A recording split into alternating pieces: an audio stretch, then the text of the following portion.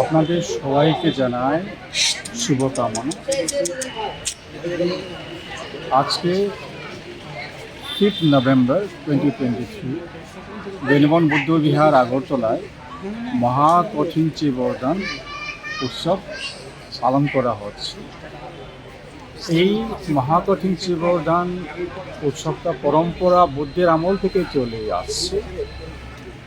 এর মূল উদ্দেশ্য হলো ওই সময় ভগবান বুদ্ধ ছিল, রেডিমেড যে চিবর বলা হয়, যেটা বৌদ্ধ ভিক্ষুরা পরিধান করে, সেটা তেমন অ্যাভেলেবেল ছিল না।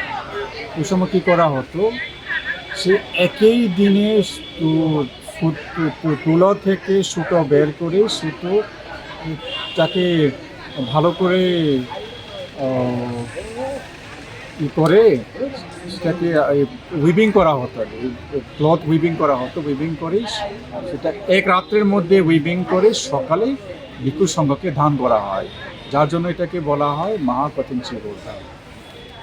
এই মহাকঠিন চিবরদানে যে মূল উদ্দেশ্য, এই চিবরটা অ্যাভেলেবেল করার জন্য ভিক্ষু সংঘকে। ওই সময়ে তেমন অ্যাভেলেবেল ছিল না বলেই ভিক্ষু সংঘের ওই চিবরের অসুবিধা হতো, চিবরের তেমন পাওয়া যেত না। এটাই হচ্ছে মেন উদ্দেশ্য। কিন্তু এখন দিন কাল যুগ পরিবর্তন হওয়ার পরে ওই যে চিরাচরিত যে ট্রেডিশন, সেটা বিলুপ্তি হয়ে পড়েছিল কোনো এক সময়। সেটাকে রিভাইভ করার জন্য আবার এই যে উৎসব, সেটা খুব চেষ্টা করে করা হচ্ছে।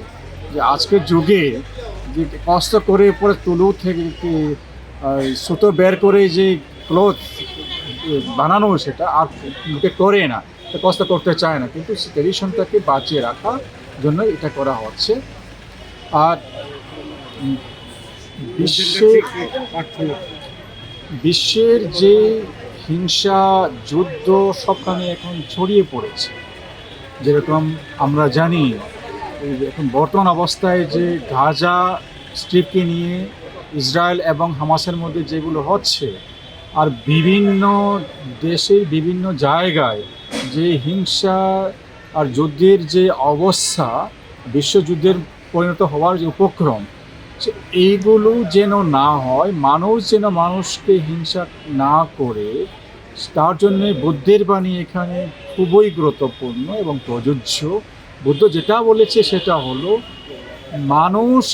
মানুষকেই ভালোবাসতে হবে, আর